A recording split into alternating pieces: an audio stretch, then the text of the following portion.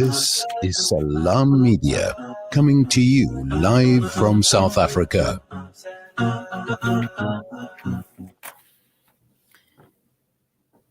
It is 11:34. You are listening to the Mid-Morning Talk on Salam Media with me, Maryam Mkwanda. Many families in South Africa consider adopting a child either because they feel that they can give a loving home to a child who needs a family, or because they are unable to process or they are unable to have biological children of their own. However, the adoption process can be a lengthy one and a complex one as well. It's worth knowing what you're getting yourself into so that you can be prepared for what comes ahead. Joining me on the other side is Sue Krawitz, who is the director of Impilo Child Protection and Adoption Services. She's also the vice chair of South African National Adoption Coalition, and she has 30 years of experience in the adoption process. Good morning, Sue, and thank you for joining me. Good morning. It's a pleasure to be with you. Thank you. So what is the adoption process in South Africa? Well, there are three aspects to it because adoption really, it's a triad. There's the child, there's the mother, and there's the adopters. So for the child, there's a process of becoming adoptable in terms of the Children's Act, and that means that either the parents must sign consent, or if the child's abandoned, then we can proceed. So it's quite a lengthy process of preparing the child. The mother, we speak of mothers mostly because we deal mostly with moms. There are some fathers, but unfortunately not enough. So the mother must have counseling.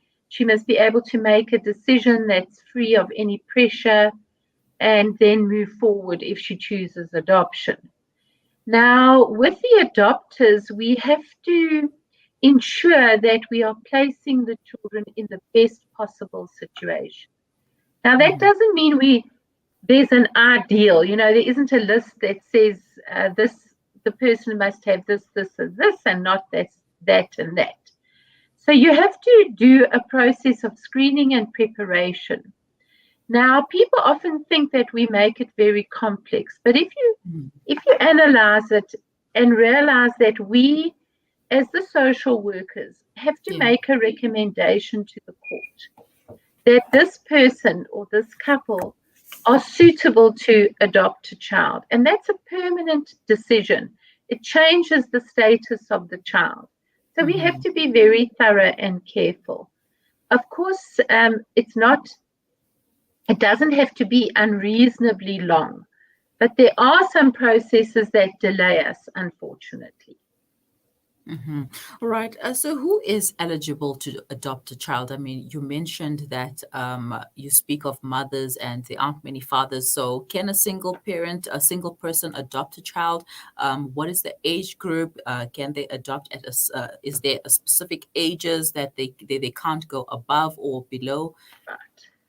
Okay, so the law is very open because if you think about it, you get a grandmother and father who's unfortunately the child's mother dies and they adopt her. So they could be in their 50s or maybe in their 60s. You get older children that need to be adopted. So the law doesn't give us an age, but you have to be over 18 to adopt. Now, it's then up to the social worker to assess the suitability of that person. So are they healthy? Do they have a stable relationship? If they're single, are they able to manage a child on their own? Financially, one has to assess whether they can provide for the needs. Now, that's not to say you have to be wealthy. You have to be able to provide for the need of the child on the level that you live. So we often do placements with families who are not particularly well off and are just average folk, as long as they can maintain that child. So the age isn't, we like to look at it as about 45 for a young baby. because that's a sort of natural age in which you can have a child. But because we have, unfortunately, a lot of children looking for homes in South Africa, we have to be a little bit more flexible. But it would depend, is this a healthy couple? Do they have a healthy lifestyle? Are there risk factors that they're not, health-wise, or their social habits, etc.? So you take all of those factors into consideration when looking at the age of the person who's applying, and obviously then the age of the child that you would match with them. Right. And what else are involved in the adoption process? There are costs involved. So how much are we looking at?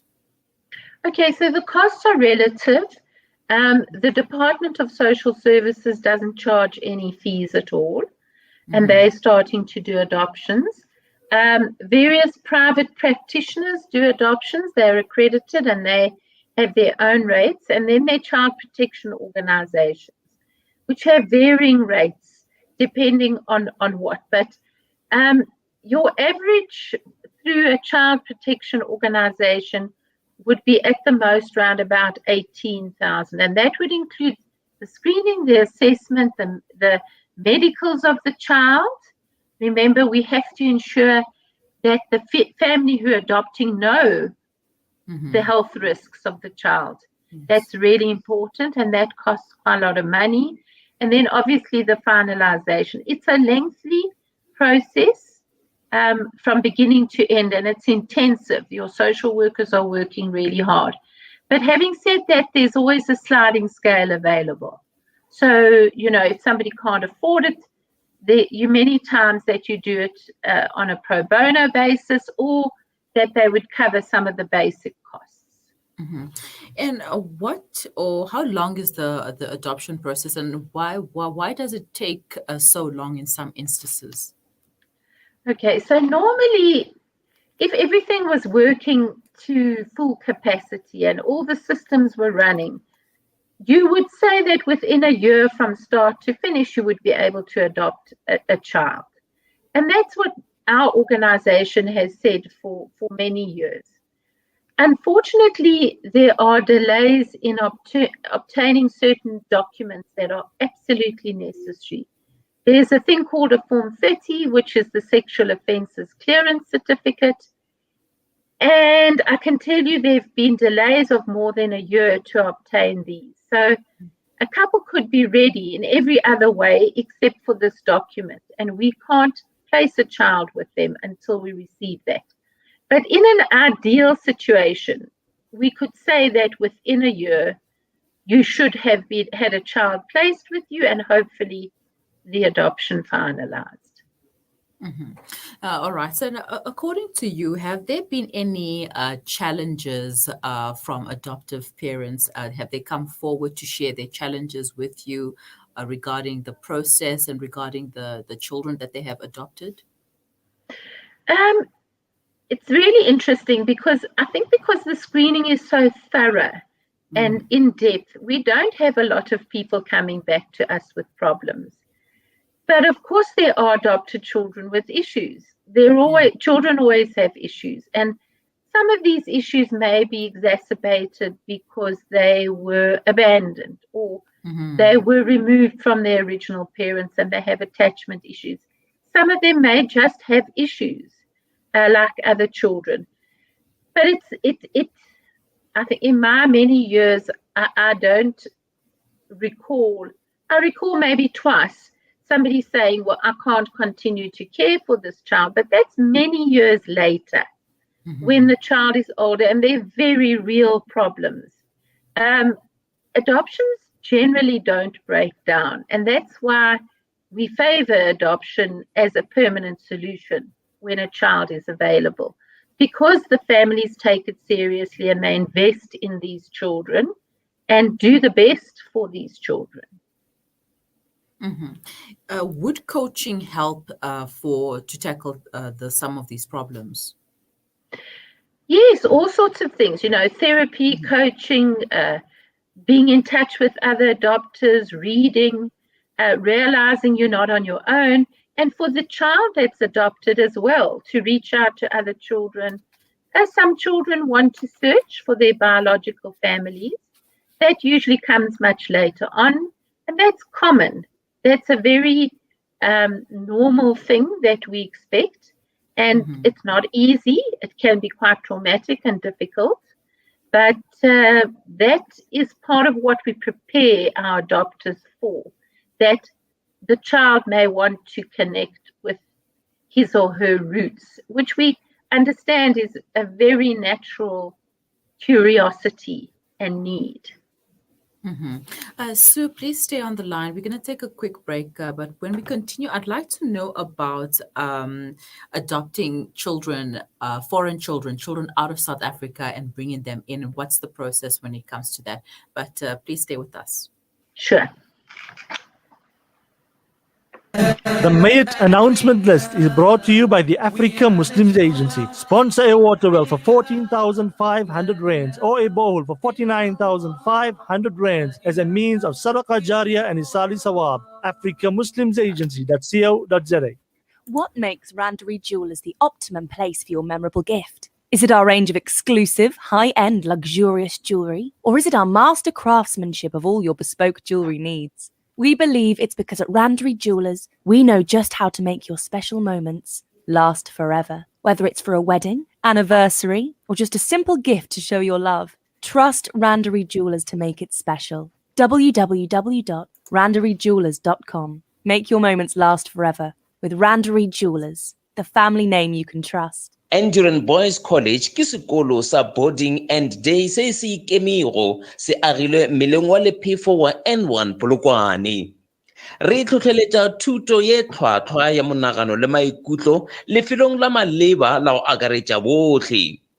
Re busha re latela melago ya NCS CAPS curriculum, ra ba ra neela ka madulo a bashimane ba mphato wa botshelela go fitlha ka marematlou. Ebile re na le didirishwa tsa boarding tsa mphato wa botshelela go ba fitlha ka marematlou. Maikemišetšo a Enduran College ke go fana ka thuto ya boleng jwa maemo a godimo bjo bo tlhotlheletšago botho. Enduran College ke legae la bobedi la polokego le totego. E ngwadišitšwe le lefapha la thuto e le go Umalusi. Tsebo ka botlalo e hwetša nomorong ya 078 452 6264 078 452 6264. Re hwetša gape go Facebook le Instagram goba o re romele email go polokwane@endurancolleges.co.za. Connect and stay ahead with Salam Media. This is Salam Media, coming to you live from South Africa. Welcome back. You are listening to the Mid-Morning Talk on Salam Media with me, Maryam Mkwanda, and I'm chatting to the Director of Impilo Child Protection and Adoption Services, Sue Krawitz. We are talking about the adoption services and the adoption process. So if you have any questions regarding this, please leave them in the comments section below or send them to us on WhatsApp. The number is 0617660355. Sue, thank you for staying on the line. There have been a lot of interests peaked regarding adopting kids, foreign kids in particular, especially from war-torn countries like Syria and Palestine, etc. So what is the process when it comes to adopting children from foreign countries? Okay, it's a complex one, but the adoption of children from foreign countries is governed by the Hague Treaty. And the Hague Treaty, South Africa is a signatory to that. So there are very specific guidelines in the Hague Treaty. For instance, you can't adopt children from war-torn countries or countries that are experiencing some sort of a crisis, because that is taking advantage of a situation where the family itself are in difficulty. And may have been separated from the child may have been separated because of those extraneous circumstances. So, for instance, if there's an earthquake or a tornado or something like that.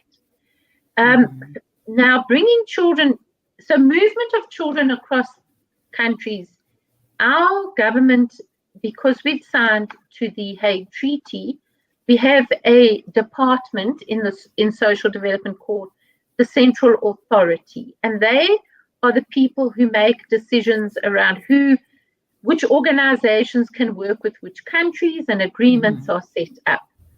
So there are some children who leave South Africa, and generally speaking, it is children who we cannot find families in South Africa. So it's special needs children, children who've been in the system a long time, and sometimes older children. South Africans often want younger children who are healthy, and they're entitled to do that. So the foreign adopters, we really only look for special needs adopters. In terms of bringing children into the country, that's another complex story, and it's difficult. South Africa has had a working agreement with India, but at the moment, nobody's servicing that agreement, and I know that the department are dealing with that. It's complicated. It's very complex, and I have to say, people have to be able to go the long road with this one, because it takes a long time, and often people aren't able to stick that out because of the complexities. But the government recognizes that there are people who want to adopt from India, but you can't just bring a child into the country. In fact, we should warn that's very, very dangerous to do that. All right. Seems like it does make sense. And also, not just that, but there could be a lot more time and effort and money spent in this adoption process. And what about abandoned babies? Can somebody just pick up an abandoned baby that they found and then take the baby home and raise them as their own? Is there a process to that? And if so, how does it work? Okay, so first of all, you can't just pick up a baby and take it home. Abandoned babies must be treated like any other child coming into the system. They are the most vulnerable of children, so we have to be very careful how we deal with them. But there are abandoned children. I think that there has been a lot of uncertainty of the numbers of these children, and our National Adoption Coalition is working with the department to gather information and to put correct information out there. But unfortunately, South Africa does have abandoned babies, and those children have to come into the system and be made adoptable. One of the factors is that if we cannot find anybody related to the child in 3 months, we can then, move the child further along the system.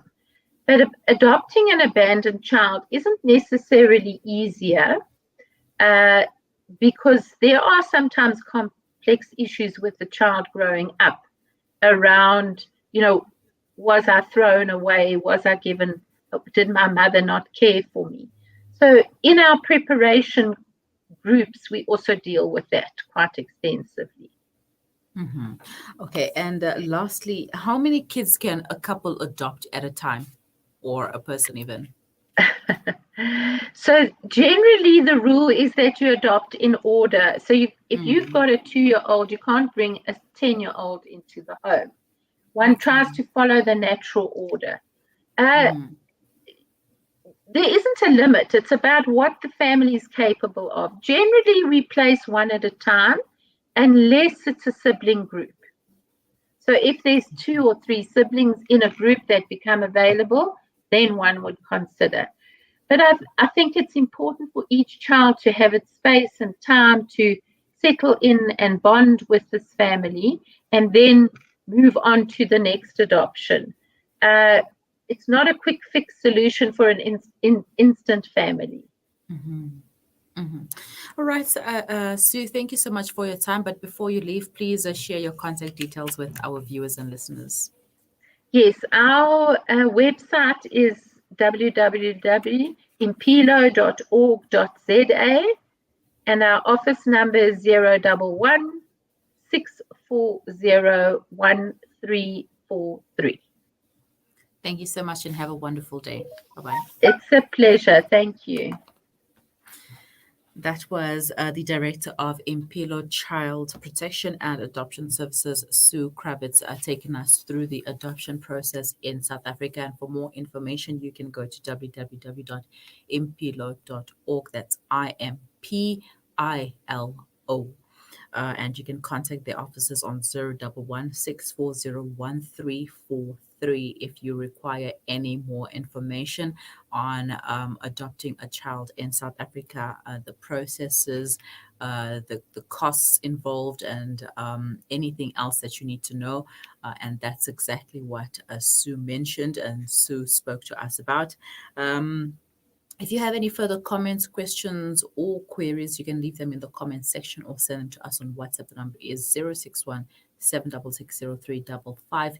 You are listening to the Mid Morning Talk on Salam Media with me, Maryam Mkwanda. Stay with us. We will be right back.